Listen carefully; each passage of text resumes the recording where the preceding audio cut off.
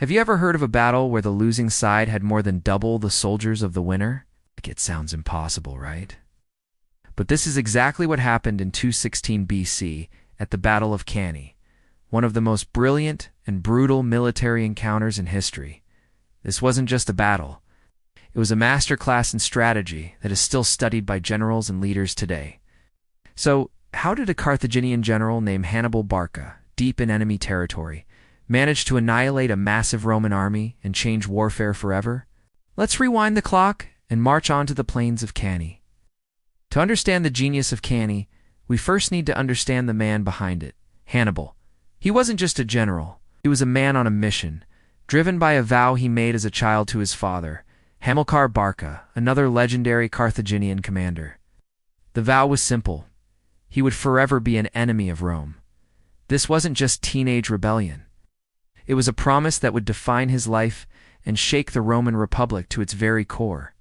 The stage for this epic showdown was the Second Punic War, a massive conflict between the two superpowers of the ancient Mediterranean, Carthage, and Rome. Hannibal's opening move was one of the most audacious military feats ever attempted. He marched his army, complete with war elephants, from Spain, over the treacherous Pyrenees, and then across the freezing, snow-covered Alps. The journey was brutal, lost thousands of men and most of his elephants, but the survivors were a hardened, loyal fighting force. When he descended into Italy, the Romans were in shock. He was where they least expected him. Before Cannae, Hannibal had already delivered two stinging defeats to the Romans at the battles of Trebia and Lake Trasimene. He was a master of ambushes and using the terrain to his advantage. The Romans were getting desperate. Their usual head-on approach wasn't working against this crafty genius. In response, they appointed a dictator, Fabius Maximus, who adopted a brilliant but unpopular strategy. Refused to fight Hannibal in a pitched battle. Instead, he shadowed Hannibal's army, launching small-scale attacks and cutting off his supplies. This Fabian strategy of attrition was slowly working, but it was frustrating for the proud Romans, who craved a glorious, decisive victory. So, the Roman Senate, impatient and overconfident, decided to change course. They raised the largest army in their history, around 86,000 men, a colossal force for the time. They appointed two consuls to lead it, Gaius Terentius Varro and Lucius Aemilius Paulus. Varro was eager for a fight, confident that sheer numbers would crush Hannibal. Paulus was more cautious, wary of Hannibal's tricks. On the day of the battle, it was Varro's turn to command. He saw Hannibal's smaller army of about 50,000 men lined up on the open plain near the village of Cannae, and he saw his chance for glory. He ordered his legions to form up in a deep, powerful formation, designed to smash through the enemy's center like a battering ram. This was exactly what Hannibal wanted him to do.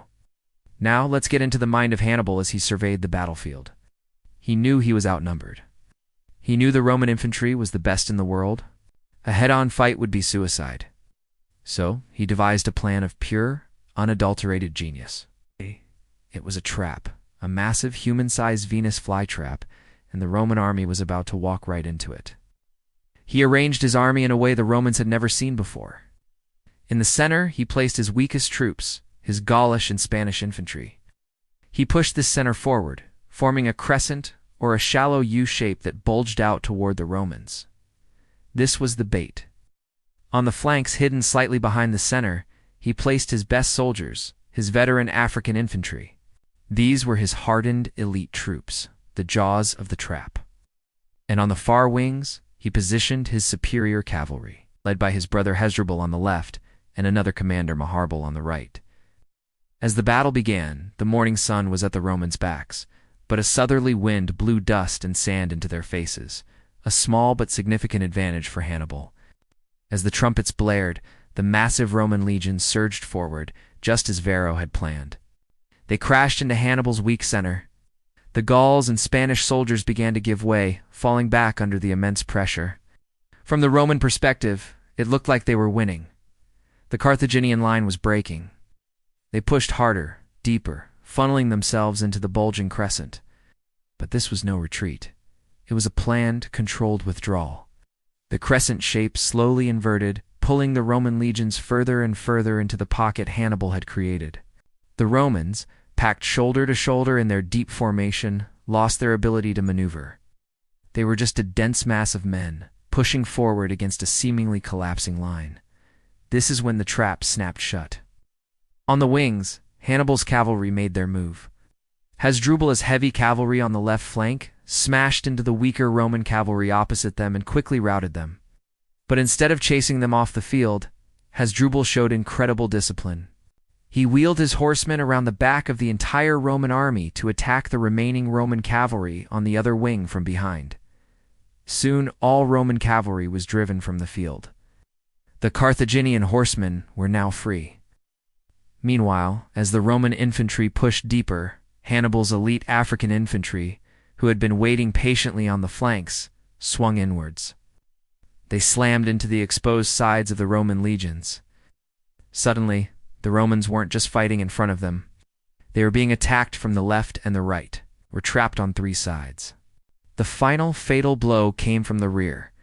Hasdrubal's victorious cavalry, having dealt with their Roman counterparts, crashed into the back of the Roman infantry. The encirclement was complete. The mighty Roman army, the largest they had ever assembled, was now completely surrounded. What followed was not a battle, but a slaughter. Packed so tightly they could barely lift their arms to swing a sword, the Roman soldiers were helpless. Panic and terror replaced their earlier confidence, methodically cut them down rank by rank by rank. The historian Livy describes the scene as a field of blood and death. By the end of the day, estimates suggest that between 50,000 and 70,000 Roman soldiers were killed. Consul Paulus was among the dead. Varro managed to escape with a small remnant. Hannibal, on the other hand, lost only around 6,000 men. It was a victory so total, so devastating, that it's almost unbelievable. The tactic Hannibal used is now known as the double envelopment or pincer movement, and Cannae is its textbook example. He used his opponent's strength or numbers and desire to push forward against them. He baited them, controlled the flow of the battle, and then annihilated them. The aftermath of Cannae was profound. News of the disaster sent shockwaves through Rome. People panicked, believing Hannibal would march on the city itself. Many of Rome's allies in southern Italy defected to Carthage. It seemed the Republic was on the brink of collapse, yet Rome did not surrender. In one of their finest hours, the Romans returned to the Fabian strategy, refusing to fight Hannibal directly while they slowly rebuilt their strength and took the war to Carthaginian territories in Spain and Africa. Ultimately, this resilience allowed Rome to win the war. But the legacy of Cannae lived on. For centuries, military commanders have studied Hannibal's masterpiece. From Scipio Africanus, the Roman general who finally defeated Hannibal, to Napoleon Bonaparte, to modern-day generals, the principles of Cannae baiting, flanking, and encirclement have been a cornerstone of military strategy. The idea of turning an enemy's strength into a weakness, of winning not through brute force but through superior intellect and planning, changed the very art of war. The Battle of Cannae is a timeless story of how a brilliant underdog, through sheer strategic genius, can achieve the impossible. It's a reminder that in any conflict, the sharpest weapon is not the sword, but the mind.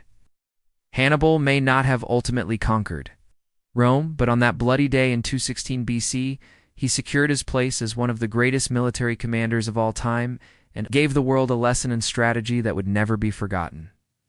Thanks for watching. If you found this journey back in time fascinating, be sure to hit that like button and subscribe for more dives into the greatest moments in history. See you next time.